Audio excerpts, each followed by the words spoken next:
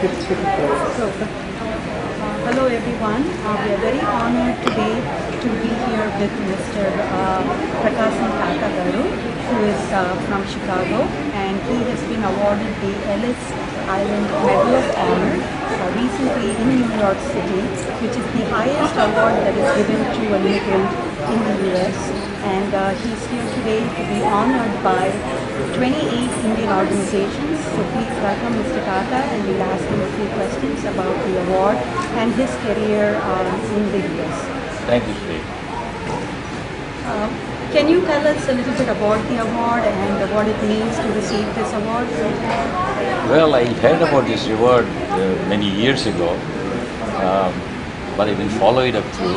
But one gentleman who was supposed to be here, I think, he was bugging me that he would nominate me. I didn't think too much about it. And I was busy with my own little activities. But then the nominations are due within 48 hours. He said, you got to send it right away. Okay. And so I said, that's fine, I worked on that, and I did some research on it. And what surprised me was this Medal of Honor was received by 7 presidents of the United States, several vice presidents, and 5 Nobel Prize winners. That really attracted me, because these guys struggled their whole life to do something for the science and engineering classes. And that impressed me very much. So there was somebody called me then when I received it. My goodness, you're in the League of Nobel Prize winners. My God, no. This fellow from Vijayanagaram, a small town, sleeping on the floor at this young age, he's now in league with Nobel Prize winners. That really surprised me. And I didn't know the process. Then I heard about the process of selection. Then they have an advisory committee for this.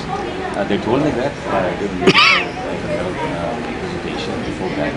And then there is a selection committee. The advisory committee gives the names that they think the and then there is a selection committee. The selection committee will choose from that advisory committee list and then it will go to the president, Mr. Massey, that's the president. He's voted final.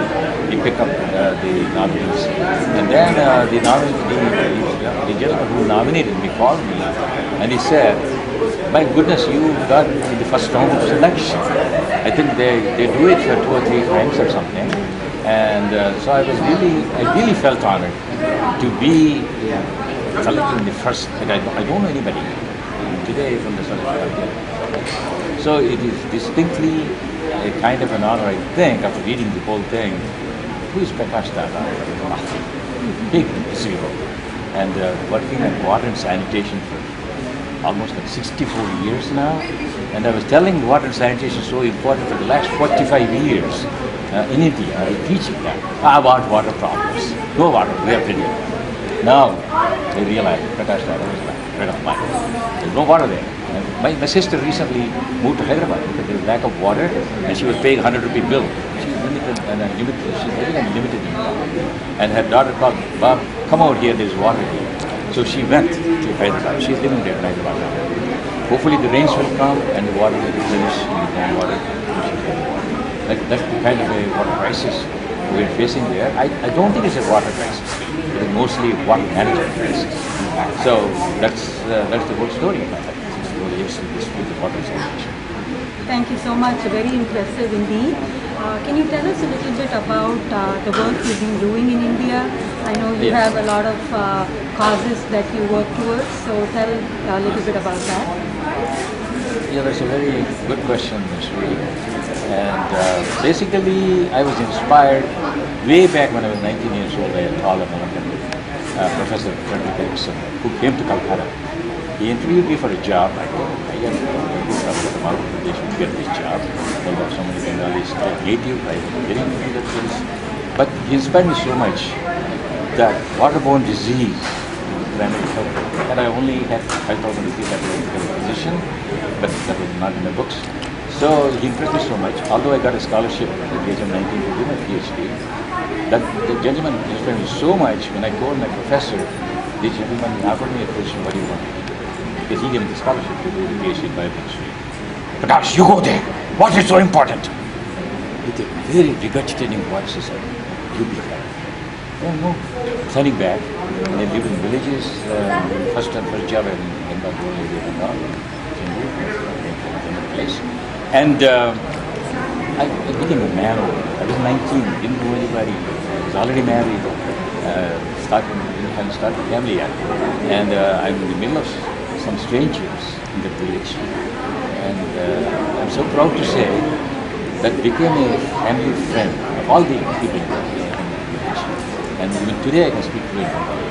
And then that thing I do with that's where I became a man. And since that day, almost 1955 days, till today, I've done lots of things. One of the two dreams I have in the water center. One is to remediate the pollution of a man-made lake, which is 170 acres in my town, which was used as a water resource first. And then later on, because of the increase in population,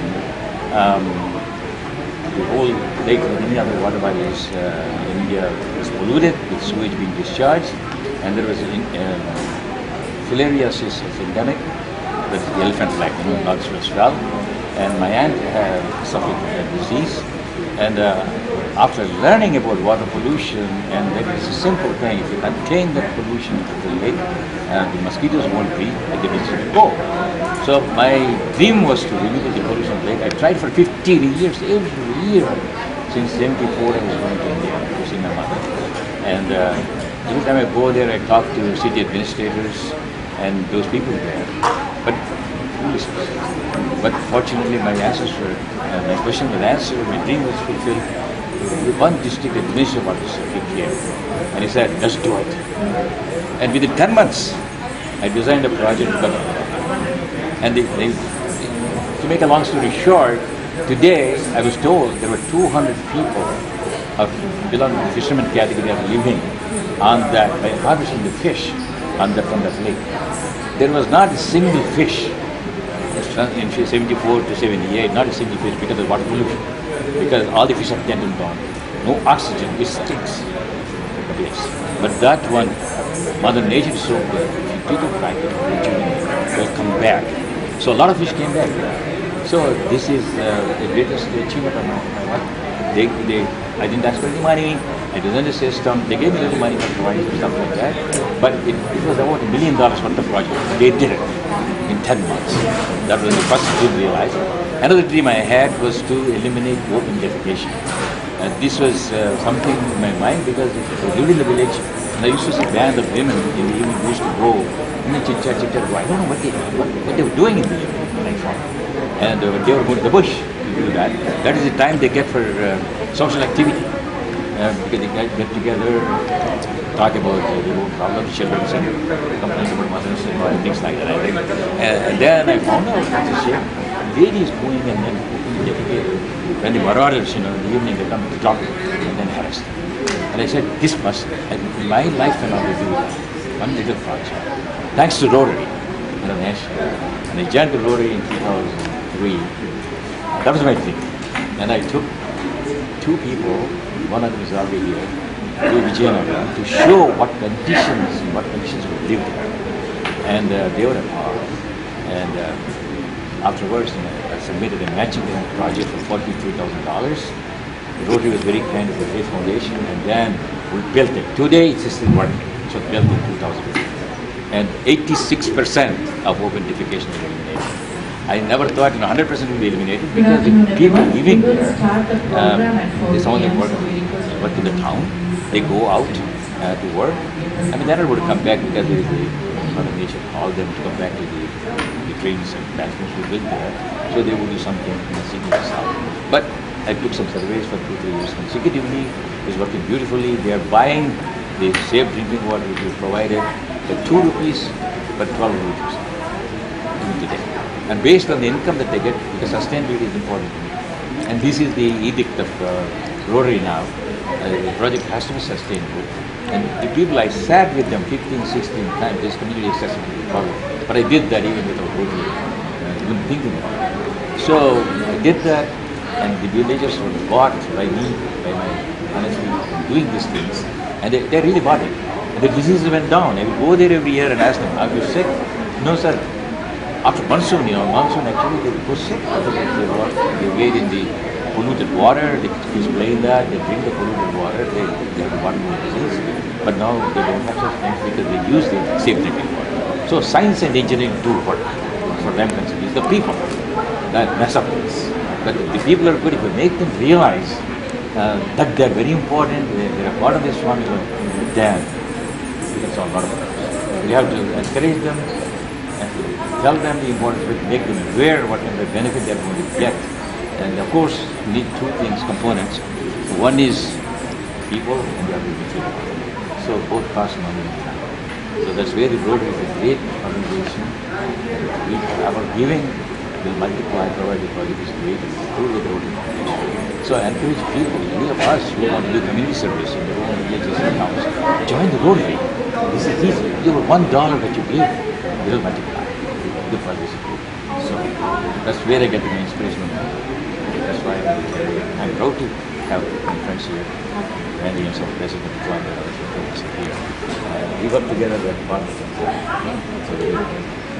Yeah, thank you so much. Very inspirational, and I think a lot to learn from him for the second generation Americans that are living here, because he came here to study, I believe. And I came here in '62, lived with my wife and 2 children. Yeah. I couldn't afford to bring them. Okay. Money. I came here to his debt. So I consider myself 1,400 times the rich. If you come with 1 rupee, you have $1 billion. You are only that much rich. If you came with a debt, everything is rich. Which I am. Can you tell us about your family? My family, my mother was widowed when I was 3 years old. My father was a PhD, first PhD in chemistry, but I never had the privilege or the fortune of getting married from him. My mother was the fourth widow, but full of values, and her motivation for me, like told me, what did to the Mars, to the she said, son, be good, do well in the school, I'll wait a long time. That's the proof. But she used to show me the beggars coming to the street. I'll be there in front of you and you'll be there in the corners. My God, I don't want to beg. Then, of course, I have 2 sisters, and they both are very dear to me. And one sister is right here in India. And I'm married to Padma. And by the way, our wedding anniversary is I married to her 66 years. Wow. My mom asked me to marry her at the age of 17. I said, Mom, okay. 17. She was young. And one of my friends in Rotary, in her 50th wedding anniversary, they came to me, John Gallagher, basically. They told me like this.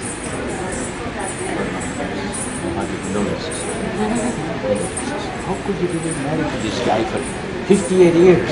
Son of a gun, I'm going to nominate you for the president of the Rotary Club. Is she dead? Now you suffer for 4 years. So that's what he did to me. Very nice guy. And your children? My children are 2 of them daughters. One is a boy. 2 girls are just born in India. And all of them are engineers. And they are married in our country. And Padma is the driving force of us. She runs a tight ship. And her mom, she looks so very tender. All that stuff, never tell you, she's married. And I used to do what she said, because she gave me 3 kids, never gave me any problems. So what more you can ask? 3 of them are engineers, my youngest daughter did MBA in business, coming from the school, not speaking 1 word of English. Because she and the manager, and she's serving Oman. And Bali, of course, he's born here, and speaks our lingo, sings well.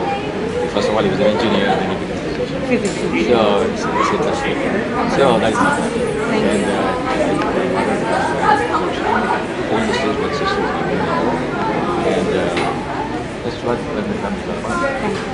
Thank you so much. A great honor again to interview you, and we hope to see more and more of your work in India, and I'm very proud of your achievements. So thank you for your Only time. one request I have is tell your audience,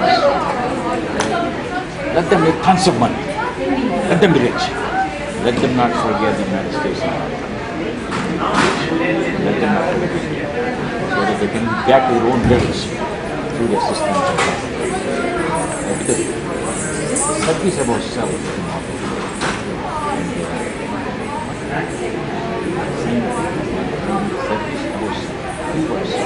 So tell them if you could, Okay. and then let them be prepared when they're ready to. Thank you. Thank you so Thank much. you.